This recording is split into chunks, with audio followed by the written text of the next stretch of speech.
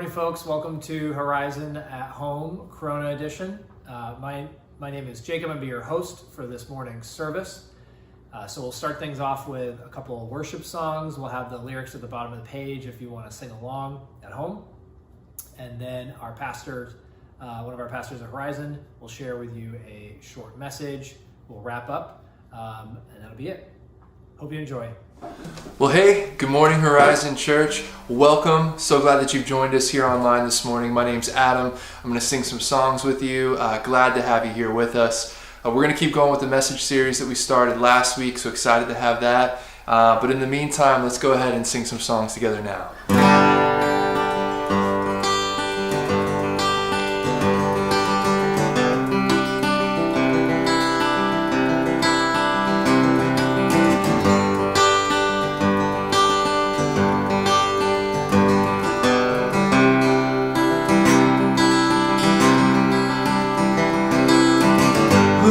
The power of sin and darkness, whose love is mighty and so much stronger.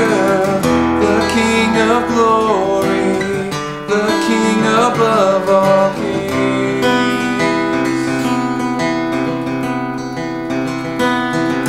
who shakes the whole earth with holy thunder and leaves us breathless in awe and wonder. The King of glory, the King above all kings. This is amazing grace. This is unfailing love, that you would take my place.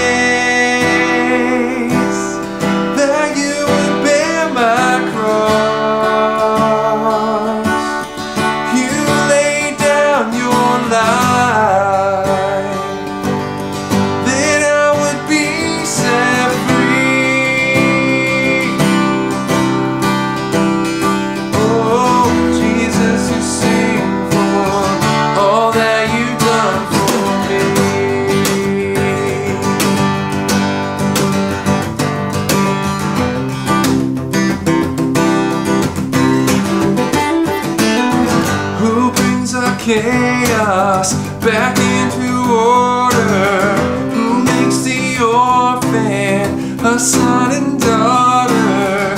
The King of glory, the King of glory, who rules the nations with truth and justice, shines like the sun in all of its brilliance. The King of glory, the King above all kings. Oh, this is amazing grace.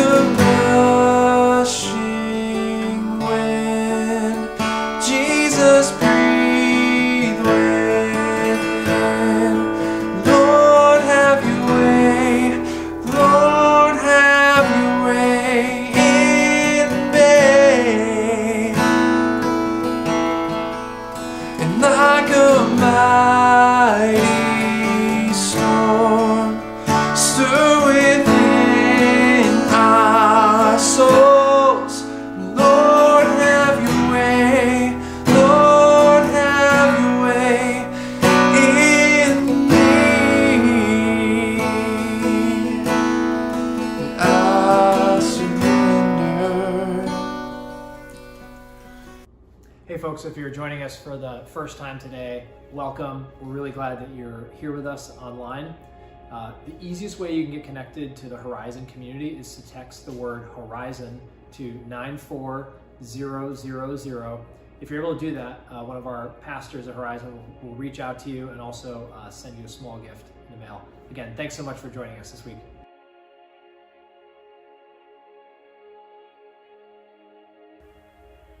Good morning. Welcome to Horizon at Home. I'm Erica Allen. I'm one of the pastors of Horizon.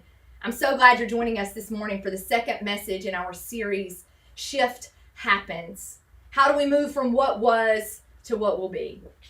5 or 6 months ago, a big shift happened in our lives. Chris and I went from having our kids in preschool every day to having them home with us in the mornings. We were figuring out how to work our jobs and provide childcare for our children. It was quite difficult. The plan that we came up with, though, was that I would work with the kids in the morning. I would do some little activities and fun learning things with the kids in the morning while Chris worked, and then we would flip-flop in the afternoon. Chris would do fun activities with them in the afternoon, and I would do some work. One morning, I found myself outside. I had planned in my head all night I was going to teach the kids about sea turtles. So I got these plastic bins from my house. I put some sand and some water in the bins. I got these little turtles that the kids play with in the bath. I put them in this plastic bin, and I was going to teach the kids all about sea turtles. My kids are 2 years old and 3 years old. And so I'm sitting outside and I'm teaching them about the ecosystem of the ocean, how the tides work. I was teaching them about how the life cycle of the turtle, how there's a mom and there's a hatchling and there's an egg and there's a juvenile, and this is what the life cycle looks like and this is what size they are. And all of a sudden I'm outside teaching this amazing lesson, and I look up and my 2-year-old and my 3-year-old are inside with their dad crying because they don't like my lesson that I'm teaching them. Chris brings them outside and he says, Erica, I know you were a 7th grade math and science teacher, and I know you were a good one, but Emma's 2 and David's 3, and they don't understand the word ecosystem, and they don't really care about the tides or the life cycle. They just want to play with the sand and the water. Can you let them just explore for a minute? And I was like, yes, I got it. I realized that I had made this morning activity me-centered and not kid-centered. I wanted them to learn about ecosystems and habitats and tidal cycles and life cycles, and I wanted them to learn big and new words. I wanted them to do all the things I wanted them to do, and I had forgotten the most important thing that I'm supposed to do in the mornings, and that was engage the kids. I had a me-centered plan for the morning, not a kid-centered plan. I think if Nehemiah was here to talk to us, he would remind us of those moments in our lives where we made a plan about ourselves and we forgot about the people around us. I think Nehemiah would tell us that he was living a Nehemiah-centered life. And this is why Nehemiah had a great job. He worked for a king. He had all the resources and power and prestige that he ever needed. And he liked it. He was excited about it. But there became this shift happening in the world around Nehemiah. And God invited Nehemiah to move from what was, from a good position with power and prestige and money and all the things he'd ever wanted, to a life that was more God-centered. He invited Nehemiah to move from being the right-hand man for the king in a faraway place to move back home and to live out the job that God had for him in Israel. Nehemiah had to decide if he was going to participate in this God-centered plan or if he was going to stay with the Nehemiah-centered plan. And after fasting, after not eating and praying and calling out to God, he realized that the best shift for his life to move from what was to what would be to put God at the center of his life. And so he shows up at work one day after praying and not eating. And the king, his boss, looks at him and he's like, Nehemiah, is everything okay? And Nehemiah's like, actually, everything's not okay. I just heard that the place where I grew up, my hometown, is destroyed. I heard that the walls that protected the city, the walls in which I found and connected to God, the walls in which my family made memories and experiences, they've been torn down. The city gates of Jerusalem have been burned. The Babylonians, these folks from outside of Israel, had come in and they had absolutely and completely destroyed home. They had taken with it the joy and comfort and peace of being home for the people. As I read this, I had to sympathize with Nehemiah for a bit. I felt like in a lot of ways COVID-19 has done that. It's taken away the comfort and the joy and the peace. My kids aren't doing the back to school thing like we thought they'd be doing right now. Instead, we're ordering masks and praying that they stay 10 feet away from other kids when childcare and preschools reopen. The city gates were burned. The things that brought beauty and peace and love have been burned. And there's so many things, the activities and experiences where we get together with all of our friends, a lot of those things have been taken from us in this season of COVID-19. But God still wanted to use Nehemiah, even in the midst of all of the shift that was happening. God still had a God-centered plan for Nehemiah to rebuild and redo something new. And this is what God told Nehemiah. You have to have a God-centered plan. That doesn't mean you have to know every single detail. It just means that the plan that you're going to stick with and move forward with from now on will keep me at the center. The circumstances and the things around you are going to shift and change. They're not going to stay the same. But your plan has to be centered on me, Nehemiah. And Nehemiah said, I'm in. And so he shows up at work and he tells the king the truth. So the first part of having a plan is it's real. You're able to articulate what's really happening. You're not overly optimistic. Nehemiah didn't go in to tell the king, I'm quitting my job today, king. I've decided to have a new boss. No, he went in and he said, King, I've been asked to do something else. My city, the place where I called home, is laying in ruins and my people need me. He wasn't all doom and gloom either. He didn't say that it's destroyed and it's never going to be rebuilt and I'm never going to experience normal again and my life's going to be terrible. It was neither doom and gloom nor this overly optimistic plan.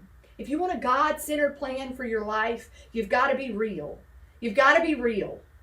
Look at the situation for real. The walls are torn down, the city gates are burned. Let's be real about that.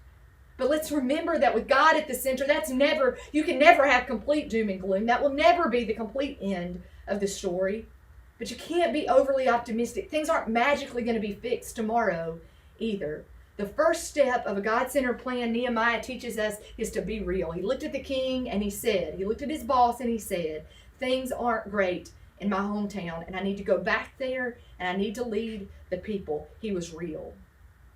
The second thing that Nehemiah did, 3 times in chapter 2, you hear Nehemiah call out about God's gracious hand. He tells other people about the way that God's gracious hand is at work. He prays for God's gracious hand to be at work in his life. He opens his eyes and he begins to open his life to the majestic and magical things that God is doing all around him that make absolutely no sense. He was aware of God's gracious, God's kind, God's loving hand on his life, providing things that he doesn't deserve. See, he looks at the king and he says, I need to go back home. And you know what the king looks at Nehemiah and says? The king of another country, not the king of Israel, the king of another place. He looks at Nehemiah and he says, what do you need to make that happen? That would be like if you look at your boss and say, hey, I'm ready to start a new company that does something similar to the company that I've been doing. And the boss looks at you and says, what resources can I do to support you? That doesn't happen often, right? God's gracious hand changed the heart of a king who provided the resources for Nehemiah.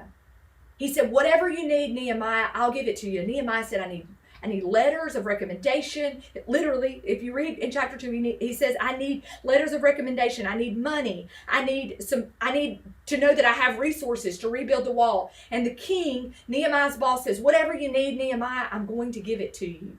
He recognizes God's gracious hand. A second God-centered plan recognizes and trusts that God's gracious hand is going to provide something that you could never imagine or do for your own self.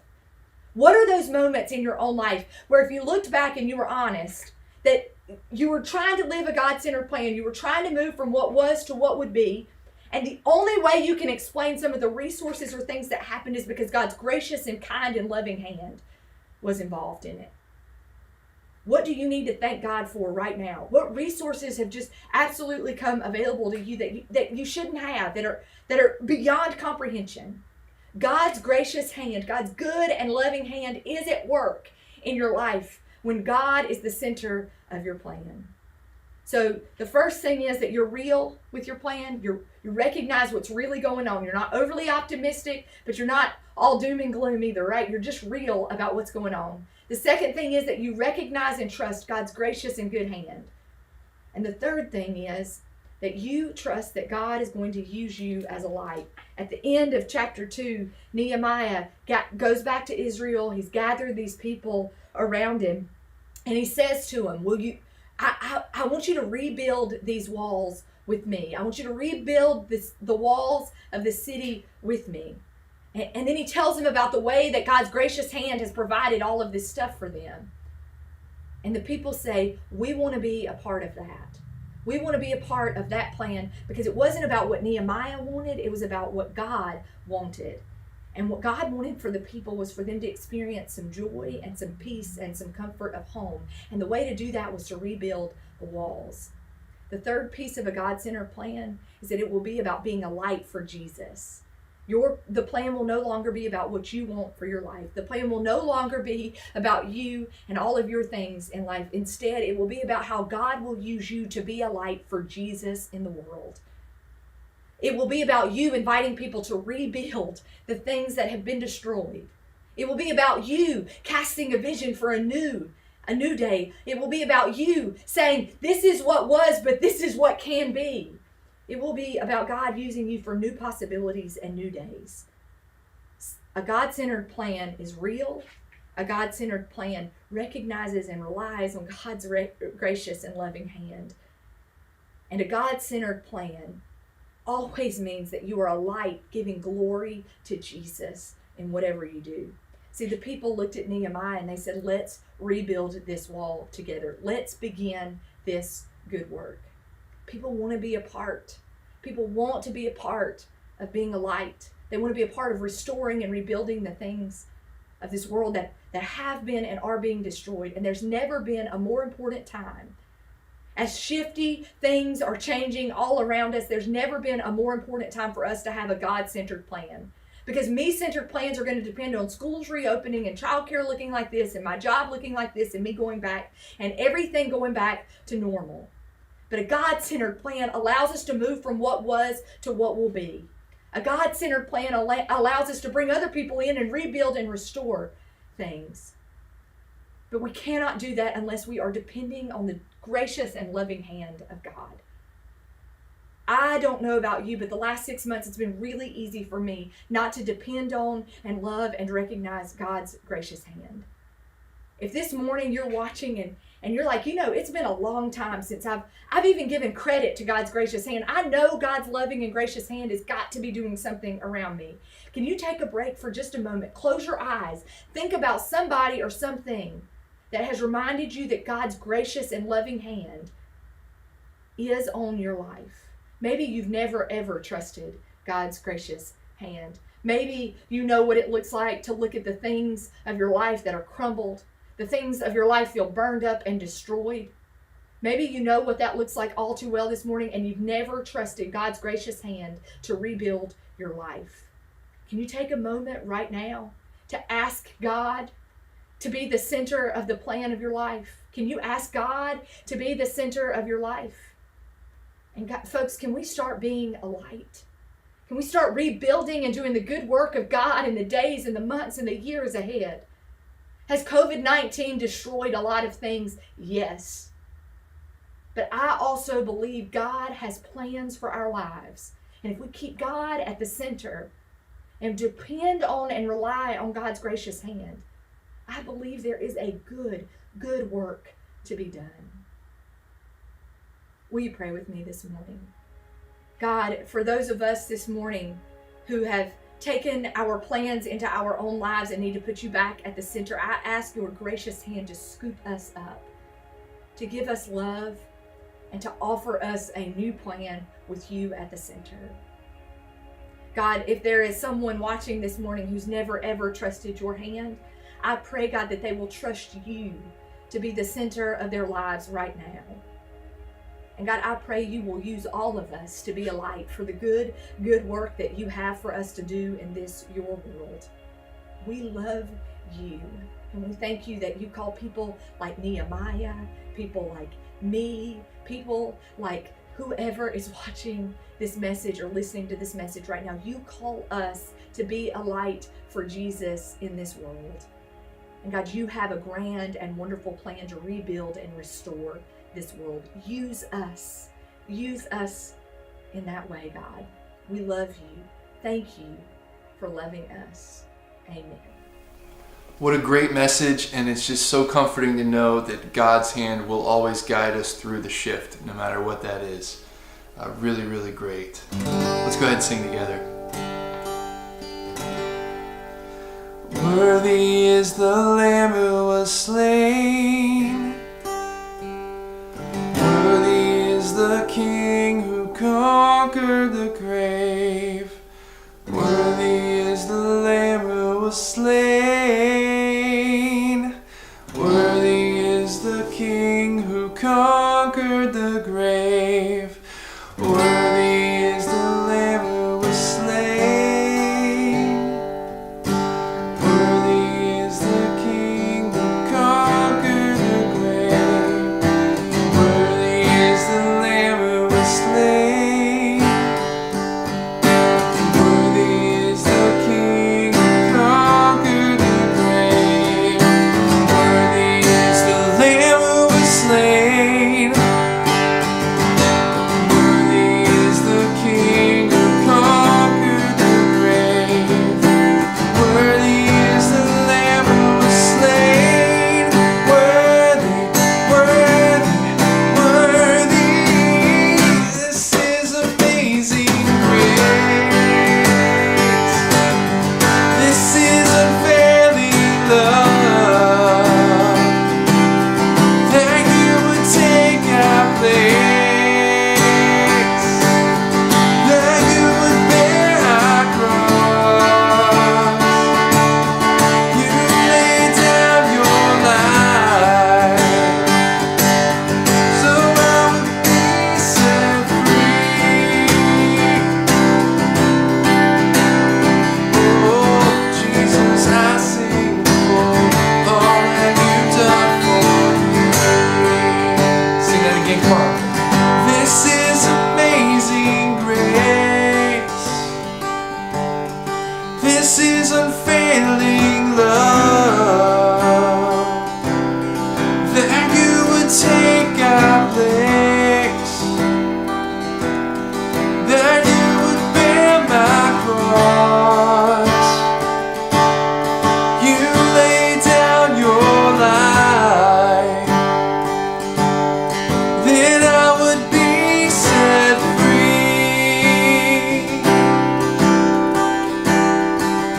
Oh, Jesus, I sing for all that you've done for me. Amen. We'll see you next week.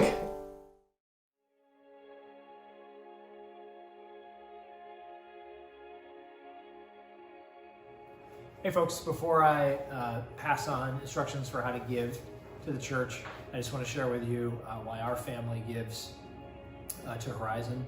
So I had this really fun job. A few years ago, I was teaching economics and finance courses to West Point cadets. I really loved this job. And so for a few lessons every semester, I would cover personal finance topics like budgeting and investing. Some of you might find that very boring. I find that very exciting. And so I would spend much of those lessons trying to teach cadets that it's not about how much money you make that's your most important financial number. Your most important financial number is your net worth. So your net worth is just your assets or the things you own minus your liabilities, which are just the things you owe to others. So when we arrived in Tampa, I remember one of our first times attending, Pastor Erica was asking a lot of meaningful questions, not shallow questions like what is your net worth, but much more meaningful questions. like what is the source of your worth, or who gives you worth. And so the reason why we give to Horizon is because we believe we're investing in a community that's shining light and igniting change, and we're so grateful to be a part of that. If you're new with us for the first time this week, please don't feel any obligation to give. We're thrilled to have you as a guest. If you're prepared to give now, you can do so online at Horizon Tampa Bay/give, or you can text any dollar amount to 84321. Thanks.